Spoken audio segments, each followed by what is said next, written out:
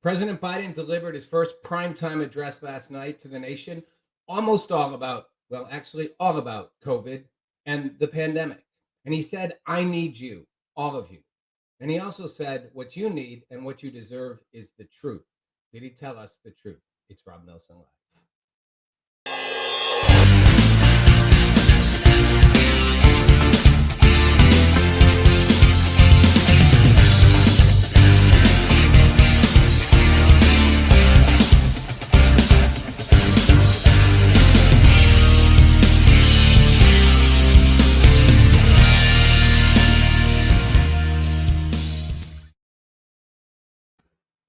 Hey, everybody, welcome to Rob Nelson Live Friday night show, coming to you from our beautiful, gorgeous, unsponsored studios here in Los Angeles, and streaming to you on whatever social platform you prefer and whatever state, city, country, or planet you live on.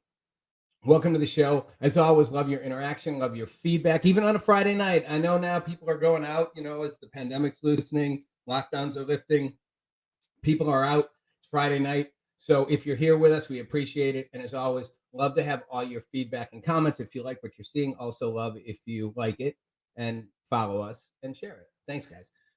So let's jump right in. In my last show, I talked a lot about Biden not holding a press conference for 60 days. And I stand by it. I feel like he needs to be before the press in an unscripted, face-to-face, man-to-man, man-to-woman, non-gender, non-binary, gender-neutral approach.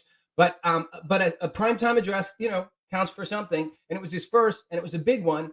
And he gets some high marks and some low marks, depending on who you talk to. It was definitely a very different experience than you would get watching Donald Trump give a primetime address. It was, of course, as all addresses like that are scripted. It's political theater, as it's meant to be. He came out, you see him in the long hallway, dressed, everything's scripted, planned, every word scripted. Again, not criticizing that. That's what presidents do when they make big formal addresses. And Biden, his administration, I think a lot of people felt, it was time to address things, just on the wave of signing the COVID relief package. And so how did Biden do? That's going to be the big question, right? People are, and analyzing it and looking at it. And just as a side note, the idea was we passed this big COVID relief package. Now, let's talk about it. Let's reach out to the country and sort of update people on where we are and how we're dealing with this. So this was in some ways Biden's first shot, really sitting, sort of going big screen and talking to the American public and saying, here's where we're at with the pandemic. Okay, just to start with, Biden gets very high marks on the empathy front. There's no question Joe Biden's an empathetic guy. He's had a lot of loss in his life. I mean, to be a really good politician, you either have to be empathetic or fake empathy. Donald Trump was the exception, but he wasn't a career politician, and he kind of came in on not very empathetic. I'm just, as I've said before, bull in the china shop, like it or take it for what it's worth. Joe Biden has empathy. He's lost, he lost his son and his first wife in a horrible car crash, like right before his election, way back in the day, not for president. He's dealt with a lot of personal struggle in his family life, as many people have. He's dealt with loss. As I said, he's been a politician for a long time. He knows how to feel people's pain or appear to feel people's pain. And I give him high marks for coming into this speech with a kind of a very clear, the anti-Trump, if you will. As I've said before, whatever you say about Donald Trump, for those who are big Trump fans, Trump lacked empathy. I don't know if he even had an empathy gene in him. I mean, I used to joke about that because he seemed not able to show empathy. And empathy is really something, right? You show you actually feel for people. It's not words you say. It's the ability to actually understand their pain, to actually go, I get it. I get that you're hurting. I get what you're feeling. And Trump almost didn't care what people were feeling. And when he did, it was almost kind of like a throwaway. And when you talk about whole groups, like, all you out there who are suffering, you may relate to people. Doesn't mean you're empathetic. The best example with Trump was when the servicemen, if you remember when the Gold Star wives, the whole thing, the Gold Star families, and there was a serviceman who had died, in service. And his wife was super critical of Donald Trump. And Trump started a feud with her, like a public feud.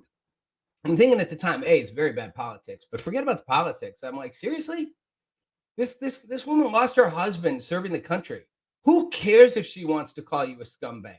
Do you have any empathy for what she's going through? And if you do, what do you do as president? You go out there and you say, hey, you know what? Call me any name you want. Call me anything you want. Your husband died serving this country. You can say whatever you want. Take every shot you want at me. I'm proud of your husband for serving. Trump couldn't do it. He couldn't do it. Yes, monkey arms. Trump has a lot of empathy for himself. No, he doesn't actually. Trump doesn't have empathy, not even for himself. I think he lacks empathy. But back to Biden. I think Biden has empathy. I think he tried to show that yesterday. And, he pulled the card out of his pocket. For those of you who didn't watch it, he pulled the card out of his pocket that he says he carries with him every day. And on the back, he turned it over and says, has the number of deaths, keeps it updated. He did it with a little bit of showmanship and flourish. That's fine. That's politics. I actually do believe Joe Biden probably carries that card around with him. I think he acknowledges and remembers. We've lost 500,000 people. Wherever you stand on lockdowns, on COVID, on the vaccines, or the whole deal, let's not undercut the fact that 500,000 people died from this virus. And you go, well, yeah, but some of them weren't really from the, whatever. Some of them were just blue coated, in a hospital. Tons and tons of, knock off 50,000 if you want. I'm laughing not at the number. I'm laughing at people going, well, some people didn't really die of COVID. They just marked it on the thing in the hospital. Hospitals do that. I get it. You mark every possible thing. It's an insurance thing. 500,000 people died from COVID. Why? Because we had a pandemic we didn't have a vaccine for. If we didn't have a vaccine for the flu, 500,000 people would die from the flu. 60,000 people can die from the flu in the US every year. And that's with a vaccine. It's a shocking number of people. And that's not even counting the destructiveness of the virus and the pandemic to people's lives going forward. Financial ruin, emotional ruin, hardship, hunger, poverty at a global level. It's astronomical. So did Biden show empathy? Absolutely. Do I think he cares about the fact that so many people are suffering? Absolutely. Was he right in saying, America's best when we kind of essentially, find the light in the darkness, where we build from the ruin, so to speak? Absolutely. And was he right when he said he needed us, all of us? Absolutely. And was he right when he said, you deserve the truth? Absolutely. And did we get the truth before? Sometimes, not often. I'm not going to sugarcoat it for anyone on the right. Sorry. Trump was not good at telling the truth. Trump said what he needed to say. All politicians say what they need to say. Trump made an art form of it. Doesn't mean he never told the truth, but he wasn't good at telling the truth. He was good at saying what he needed to say, as Biden will be too and has been. So is Biden right? We deserve the truth 100%. Did Biden tell us the truth? That's where I have some issues, guys. I don't think he 100% did by any means. So he gets high marks in some ways in the speech, but he doesn't in another way. And I'm going to pick the small and the big. The small not telling the truth. When I say small, it's not that it's an insignificant thing. It's that it's a blatant example that's pretty concrete. He made a big deal about the rollout of the vaccine. And his administration has done that the whole time. He set a goal, 100 million, doses of the vaccine in people's arms in the first 100 days of his office, of assuming office. We actually have a tweet from Joe Biden, from President Biden. Crafty, if we pop that up. Before I took office, I set a big goal of administering 100 million shots in the first 100 days. With the progress we're making, I believe we'll not only reach that, we'll break it. Well, in fact, we have reached it. We reached it, I think, today. And Biden made a big point out of that and sort of saying, look what we've done since my short time in office. I have actually done this. Here's the problem I have. And this comes back to the bipartisanship or the nonpartisan or the partisanship of how our politics are today.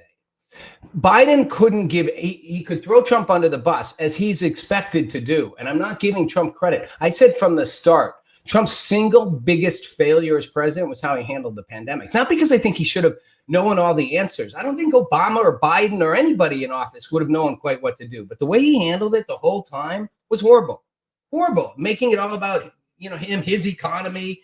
I get you want people out there. I get it. I get people fighting lockdowns. I get people going, let me go back to work. But Trump didn't lead on the pandemic. Even after he got COVID, it was an opportunity. He didn't lead. I get Biden throwing him under the bus.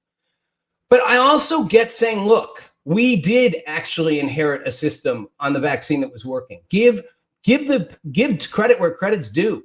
Trump ramped up a vaccine development program that created a vaccine in record time. At the time, people said it would never happen. They said it could take years. And they did it in less than a year. That credit goes to Trump's administration. But more than that, the 100 million doses thing, no one in the press ever, a couple people, for the most part, the press didn't say it was some crazy, crazy goal. Why not? Because the day Joe Biden took office, we'd already reached a point of administering 1 million vaccines a day.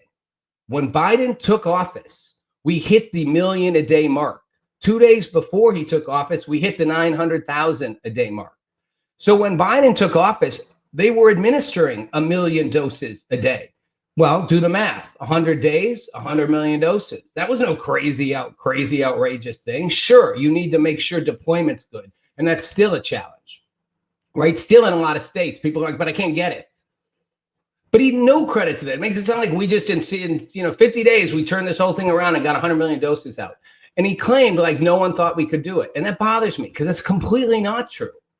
In fact, Sanjay Gupta from CNN said this at the time of Biden saying the 100 million doses. I think we probably need to be a bit more audacious in these goals. Sanjay Gupta, the chief medical correspondent for CNN, after Biden, if you remember, got upset at the reporter who asked us the goal shouldn't be higher. Biden was playing it safe. I get it. I'm not saying you should have to say a higher number. I'm just saying, don't act like you came into office and somehow suddenly everybody got the vaccine. It was already rolling. And it's okay to want to take extra credit. I get that's what politicians do. But in doing that, you're actually hurting, as I've said before, you hurt the fact that we're a very divided country. And I'm going to get to that because I think that's where the real truth of the whole matter comes. Actually, there's also I did a little thing. I looked up, I like to be fair. So I went to factcheck.org, which is, I think, a pretty fair organization. Cruson, Bill Gates deserves more credit than the former guy. Don't agree with you at all. And I think there's lots of room. Look, give credit all the way around, right? The biggest problem I have with most of our political leaders, and that's Trump and that's Biden, is they don't know how to give credit to other people. Heck, give all the credit away. I wish Trump had just given credit to other people, and I wish Biden could too. It's such a show of leadership to offer credit to other people. Give them the credit. It's like a great quarterback, right? You win the game. You're Tom Brady. You're Patrick Mahomes. You're Aaron Rodgers, my team who's not going to the Super Bowl anymore, I don't think. They always give credit to everybody else. They don't go, I won the game. Even if they did, they go, you know what? I couldn't have won it without my team. I mean, my line kept me safe. My running backs, my wide receivers, our defense. You give credit when you're the leader. It makes you look like a bigger leader. Trump could never do that. Biden can't do it either. It's okay to even give credit to the Trump administration. It's only going to help unify and unite people. But let's pop up the factcheck.org comment. The U.S. had administered nearly 1.5 million shots, according to the COVID data tracker, on the day Biden was inaugurated. On that day, the 7-day average for the previous week was 966,000 a day. In other words, the U.S. was already virtually at the pace Biden set his goal before he took any action as president. That's fine. Just acknowledge that. It's okay to say we're doing it, and we're going to do more. We're going to do better. It doesn't make you look bad to go on building on the good thing that did come from the past. And thank God to all the companies, the Bill Gates, whoever you want to throw in there, the companies that worked hard, the people that worked hard to get this vaccine developed and to get it out even before Biden became president. But did Biden give us the truth in a bigger sense of the word, not just in the small sense of the word? I want to play just a short video clip of Biden. It's a really great little moment. I love it. It's actually a great little moment of him talking about telling the truth. And he sets this up by saying he went to Philadelphia like a year ago and he met a woman there and she said, what do you want? And he says, I'll always remember. He's a good storyteller. It's a little grandfathery, but he is a good storyteller. I'll always remember, she said, and this is what she said. She said, looking me in the eye, she said, I just want the truth. The truth. Just tell me the truth. Think of that. My fellow Americans, you're owed nothing less than the truth. And as I said, he's right. We deserve the truth. But I don't think Biden's giving us the truth. And I'm not just focused on the vaccine numbers. That's like, okay, you know, politics, you take credit where maybe you shouldn't. I wish politicians could do better than that. I think it would be more unifying. But even to the whole thing, I mean, and this is where I give him credit on the empathy. But the whole thing, by May 1st, everyone's going to be eligible. I'm going to make it a mandate that every state makes every adult eligible by May 1st. Okay, again, look at the pace we're on. It's the beginning of March, second week of March. We're already practically there. Every adult is going to be eligible for the vaccine by May 1st, hands down. No one's going to have to order anything. We're going to be there before May 1st. The problem is we may not be able to get it. And even Biden acknowledged that. You know, it might not actually be available for you. You may not be able to get it in your arms. States like California are in a cluster F of trying to figure out how to get people the vaccine. No more people trying to get it who can't. And they're going to sort that out. And I don't know if Biden could come in with a master plan and sort of like order states how to distribute the vaccine. I think that's the problem both administrations face. You have a chaos in trying to get this out and into people's arms. But that said, then there was the May 1st day. Okay, great. But again, it's not really something that, okay, you're going to order us to do it on May 1st. It's going to be done. It's already going to happen. And then the July 4th thing, and this is where it gets more interesting to me. On July 4th, we made a big deal out of how we can celebrate Independence Day and we can finally get together and gather in small groups. I felt like I was watching the movie Independence Day, that cheesy film with Bill Pullman. And finally, we can come together and we can have small gatherings. Okay, just an FYI, in half the country, people are already doing that. They're doing big gatherings. You been to an airport lately? I have. Airports are packed. Not LA, but it's getting busy. The freeways in LA are packed. You go to most airports, there are people everywhere. You know, we had people at we had 20,000 people at a Super Bowl. There are people in stadiums. There are a lot of states in this country where people are out doing everything, and they're doing it in big groups. So the notion that by July 4th, we can actually all get together in small groups, not only, we better be in small groups, we better be way beyond that everywhere. And I think we will be because of the reality of politics. But more importantly, what are you missing? Are you that out of touch? In big urban cities, it's harder. And that's who Biden's playing to. But throughout much of the country, people are already doing it. So to make it sound like by July 4th, and by the way, if the vaccine rollout goes as planned, we better be able to have much bigger gatherings than tiny, small gatherings where you can finally see your family members. And I feel for people who've stayed in it. Some had to, some had no choice. But I know a lot of people just living in terror. They don't want to go out of their house. They haven't left. They've left like twice in 12 months. Literally, they walk down empty streets with a mask on. I mean, it's seriously like at a certain point, the COVID fear has taken over the reality. You're not getting COVID walking down the street by yourself. Sorry, it doesn't work that way. But again, that seemed like a bit of a false thing. What was missing for me in Biden's speech was a real promise of effective change, of real change, not the obvious. We hit 100 million, vaccines, which was already on course. Not that by May 1st, we're going to all be able to get it, which we know we will. And not even July 4th, we'll be able to have small gatherings, which FYI, everybody's going to have, already has been having, and will continue to have much more than small gatherings. I want the big, hard challenge that we're going to face. And he did touch on it. To mixed reaction. I have a headline from ABC in Philadelphia, ABC News in Philadelphia. Biden's primetime speech met with mixed reaction. Why do I pop that up? Well, one, just to make the point, but two, because it came from Philadelphia and an urban center, highly Democratic. And in the news piece, they talked about how it was very mixed reaction, that a lot of people felt kind of what I'm saying. They felt like I don't really get any clarity, any sense of, like, when are we finally through this? What's the real truth? Are we through it? Are we not through it? David Axelrod, a former Obama advisor, said on CNN, high marks for empathy. And he's a Biden supporter. But he said the doom and gloom was just too much. And there was a lot of doom and gloom in it. I don't want false promise, but it was a very doom and gloom speech. Like, who knows? Who knows? We might be set back again. We might be down under again. Now you could go, well, we might. Well, it's ignoring the fact that I think people are like, we are moving forward one way or the other right now. We've got a vaccine that's rolling out that within 3-4 months, most Americans can have. We already are getting herd immunity. We're seeing numbers fall, not to the degree they need to. Dr. Fauci aside, who is Mr. Doom and Gloom and doesn't want anybody to do anything, no matter what, just to be safe, it's happening. So I think you can be a little more optimistic. I don't want to be Trump. We'll be out by Easter, guys. There's nothing to see here. But how about a little bit like, guys, we're doing this and we're doing it now. How about you take that risk? I am going to put us on a path that we are getting out of this faster than you think. You can promise me that. And if you're wrong, say I tried. Because I think hope and inspiration, it's like a coach of a football team. Guys, I don't know. We don't have a very good shot. We got to go out there and do our best. But look, we got a lot of injured players. So maybe we're going to lose, Let's do our best. But, let's be honest. We might lose this one and we might lose it bad. And you know what? Who's going to get motivated by that, right?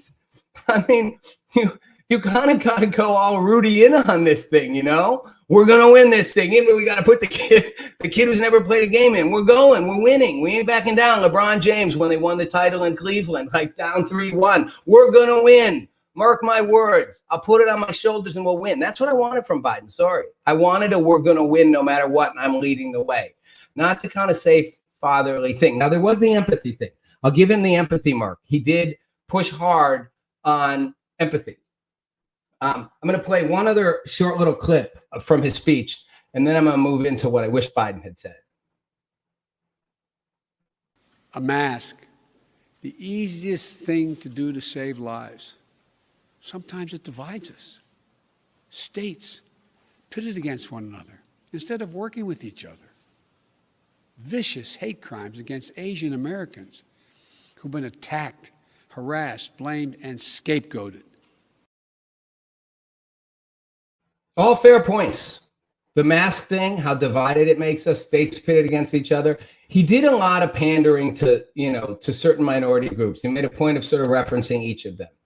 That's fine. I mean, the Asian hate crime thing, I'm sorry, it's just gotten blown up. Yes, there has been somewhat of an increase in that. But, I said the other day, I brought up Alexi McConnell, the reporter who got in that whole thing with the boyfriend who was the White House press aide from Politico, and Teen Vogue went crazy because she'd done these racist tweets well before COVID. Racist slurs and making, is nothing new to any group, and certainly not to Asians for all kinds of reasons. Has it gotten heightened because of the pandemic? I don't know. Maybe we're just more aware of it. I mean, we've got a lot of racism in this country. We've got a lot of intolerance, and we're not getting rid of that intolerance until we face it, talk about it, put it out in a bright light, and force people to look at where that comes from. That's sad. I'm not saying it's not. I'm just saying it's the whole notion that, picking this thing. Okay, that's fair. It is completely unacceptable for that kind of hate to be going on. But he didn't do a whole lot about talking about, other than the job thing, about talking about the massive suffering. He talked about people not being able to meet, not being able to touch, not being able to do what they used to do. But he didn't get into the real severe, to me, the cure for this virus, whether it was necessary or not, became more destructive than the virus. 500,000 deaths, horrible. Mostly old people, still horrible. Millions and millions of lives ruined, mostly younger people, also horrible, equally horrible, maybe more horrible. He didn't get into that. He didn't dive into that. Here's the speech I wish President Biden had given. Monkey Arms and Cruzan, I'm going to address that for a second. I don't think the virus cares about enthusiasm. I think people do. And you make a good point for me there, Monkey Arms and Cruzan. You think you think the virus is its own thing. The virus is an enemy we face, like any other enemy, like any other massive obstacle, like anything, whether it's a natural disaster, whether it's a war, it's an enemy. And yes, enthusiasm, leadership, enthusiasm from a leader, vision from a leader, passion from a leader does make a difference. I don't know what planet you guys are on if you don't see that.